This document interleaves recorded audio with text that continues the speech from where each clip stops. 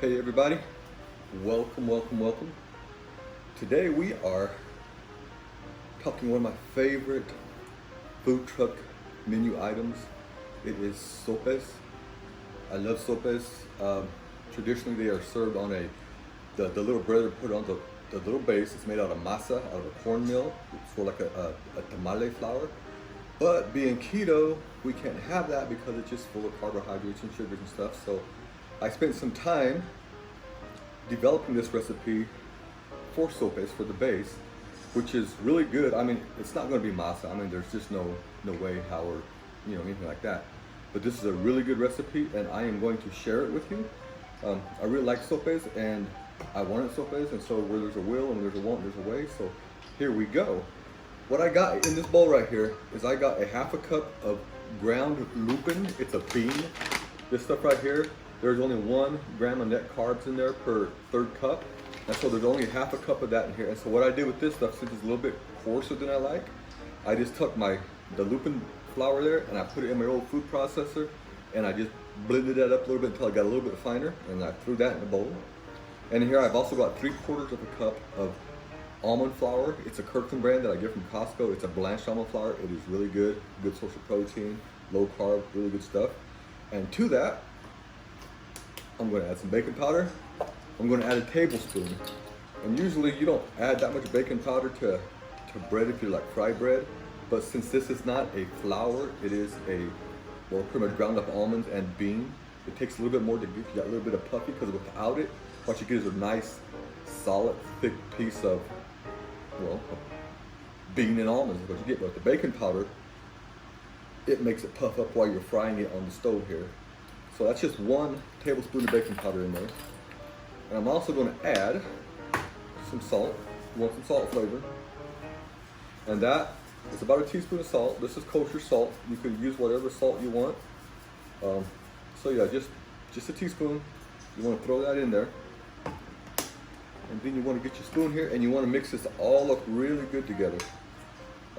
If you've never had the lupin bean before, I mean, it makes really good porridge in the morning, or like an oatmeal if that's what you want to call it. I use it like this, and I put it in water and let it soak, and it makes like a really good, I don't know what you call it. If you know what millet is, it's a grain, and you put it's almost like a grit, like corn grits. You can put some butter and sweetener on there and make it really good, little sugar-free maple syrup. It's a really good breakfast, goes good with bacon. Yeah, what don't go good with bacon? So we're going to mix this up really good here.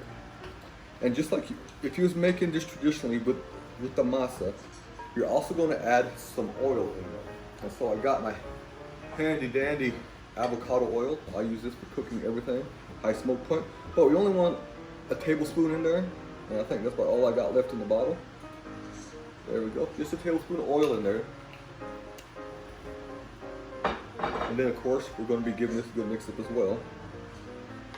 And to give it a little extra kick, this is just optional if you don't like it, but I like to throw a little bit of, I got some adobo.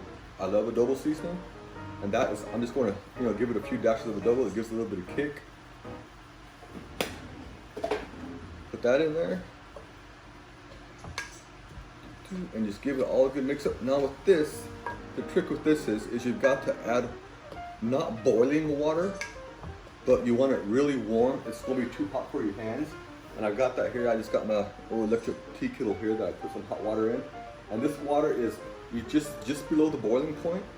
And you add a hot water because, like I said, this is almonds and a bean to ground up fine. And so the hot water, what it's going to do is going to make them expand, release the oil, and it's going to absorb the moisture. And so that way you can get a good dough in there. So yeah, you just want to start off with a 1/4 cup of hot water, and then mix it in there, and you'll see automatically that it starts to expand and become a nice dough. But since we are frying this, I don't know if you've ever seen like a tamale dough. It's not really thin and watery, it's more thick, and that's what you want this to be. And so you want to mix this, and again, it's going to absorb water slowly, so you don't want to add no water to it after your first time of adding water to it until you let it set for 30 seconds or so to make sure it's absorbing the water. because if it gets too runny, then you can't fry it, you can't make your patties. So what I usually do is mix it up, mix it really good until I can see there's no more moisture on the surface and it's all starting to get there. And then I touch, and it's cool enough now, so I take it, and if I can make a little ball like that, I make it flat, that's plenty of water. You know, you want to be able to make a nice patty, because if it's like that after just that amount of time we waited, there's going to be plenty of water. As it sets, it's going to absorb more water, so it's going to be a little bit drier. So we're going to put that in the bowl there, and just let it set and absorb the water, and set that aside. And so I'm going to let this set for 5 minutes. And then when the 5 minutes is up, I'm going to come back and show you how to make the little SOpes, the little base of it. And I'm going to fry one up first, show how it's done, and then I'll go away and cook it all up, and then come back and show you how I top these things. So I'm going to let this set 5 minutes. And thanks to the video, I will be back in just a couple seconds. So see you in a couple seconds.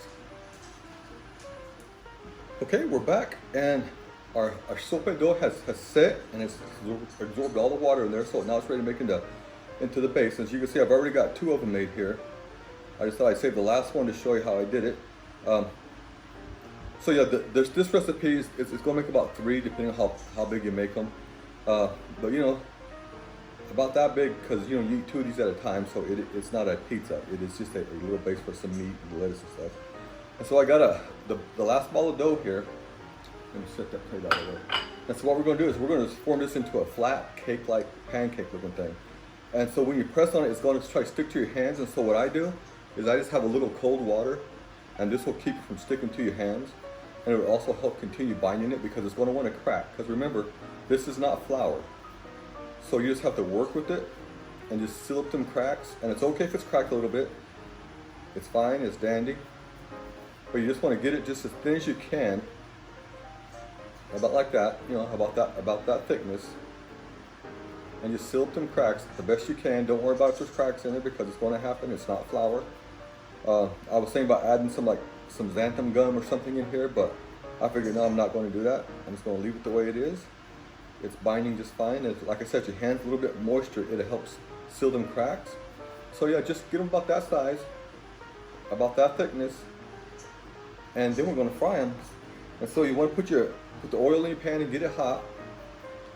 And while it's heating up, I'll take and redo these ones here. This one's just a little bit thick for my liking, because if you get them too thick, they're not going to get done all the way through. So you don't want them, you know, no more than 1/4, 3/8 of an inch thick. One of these days I'll figure out the metrics on that, or I'll just have it figured out beforehand. That way I can give the measurements on that too. But for now, it is just that. So just like that. And that oil's just about hot. It's a little one, but it eats just the same. So yeah, there we go. Get that one a little bit thinner, no cracks in there. And so a trick that I use for making simple pan is hot enough to fry is if you can touch the top of it with your fingers here, and you can't hold it there, you got to release it. That means that bottom of the pan is really hot, because the heat's up here already like that, where you can't touch it. Then that bottom's going to be very hot, and so then that pan is ready to fry. And so we're going to go ahead and just lay these in here, one by one. Let's get the sieve so that way I can move it out of the way. Just bring it up, and these things will absorb the oil out of the pan. So if you ain't got enough in there at first, you might need to add a little bit more. But so just make sure you know the whole bottom of the pan is covered in oil.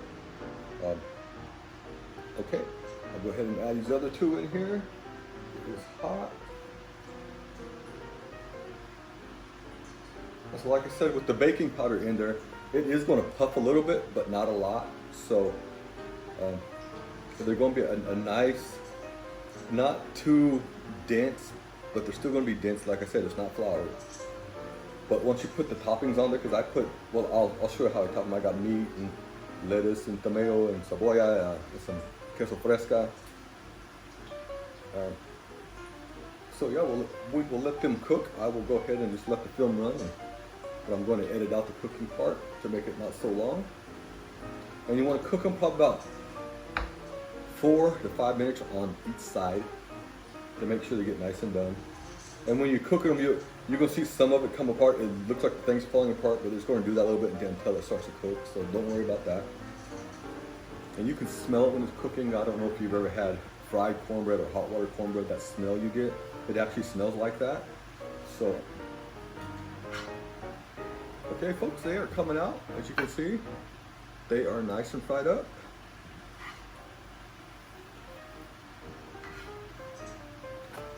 See, they do get real crumbly like that, but you can see the middle is all done. So once they cool down, they'll get a little bit more solid. But for now, we're just gonna let it cool down. I'm gonna clean up my mess and then come back and show you how I top these things. Okay, folks, here we go. Our sopa base is ready. And like I said, these aren't flour, so you can see you can't pick them up. You can't pick them up like you would a real sope. But this, it's a base on there, and so you need to eat this with a fork. And so how I top them is I start with this. What I got here is a little tomatillo green chili enchilada sauce. It's easy to make. I just heat it up in the microwave, and I just pour a little bit on the base there. As you can see, it's just a green chili tomatillo, because that's going to start to get that flavor. Set that aside, and then I will put on the meat. And this meat here, it is just beef with some spices in there. If you guys are interested in how I did that, just let me know and I can make a video on this. But for now, you can season your beef or your meat any way you want. You can use chicken, ground pork, whatever you want. Any kind of meat, any seasoning. But if you want to know what I did here, just let me know and I'll be happy to do a video. So I'm gonna put that there. Got the meat on there. And I use my hands a lot, as you will see. Manual food process. Put that down there. And then I top it with some onion. I love onion. Just a little bit. Of course, you know, the more onion it is, the less keto it is. So there's some onion there. And then we got some tomato, some tomato. Put a little bit of tomato on it. Just like that. And then right here we got, this is queso fresco. It's a crumbly cheese. It's a Mexican style crumbly cheese. I'm going to put some of that on there. I mean, you can put as much or as little on there as you want. But I like the cheese, especially the queso fresco. It's a really salty, crumbly cheese. And then with that, I got just some shredded lettuce. Put some lettuce on that. On top of that, you got lime wedges. I like to do lime on there. So I just take a little lime wedge and I squeeze the lime. That's going to flavor the lettuce, give that flavor. I'm gonna get some lime juice on there and put that to the side. And then to top it, a little bit more of the tomatillo and the green chili enchilada sauce. Just as much as you want. I like to top a little bit. You can use the red chili, the enchilada sauce, or whatever you want.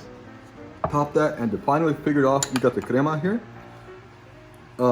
If you use Mexican style sour cream, it's really thin like this and runny. But if you can't find it in your area, you can just take regular sour cream and just add a little water to it and mix it until it does run like that. Because if you just to put a glob of sour cream on this, it don't work too good. So yeah, so you just take it and you just drizzle that over the top. And folks, right there is my version of a Mexican sope. Like I said, it's not the original sope because it's not masa, but this is really tasty. It's really good. And so if you want to try it, please do try it. Let me know how you like it. And optional, in the dough, you can put an egg in there, but the problem is it's going to be hot water, so the egg is going to cook, so I wouldn't suggest it. Or you could throw in just a little xanthan gum to help it be a little bit more, I don't know what you want to call it, gummy. But this is the way I like it. So yeah, folks, please try it. Don't forget to like, subscribe, and share. Until next time, God bless and good eats.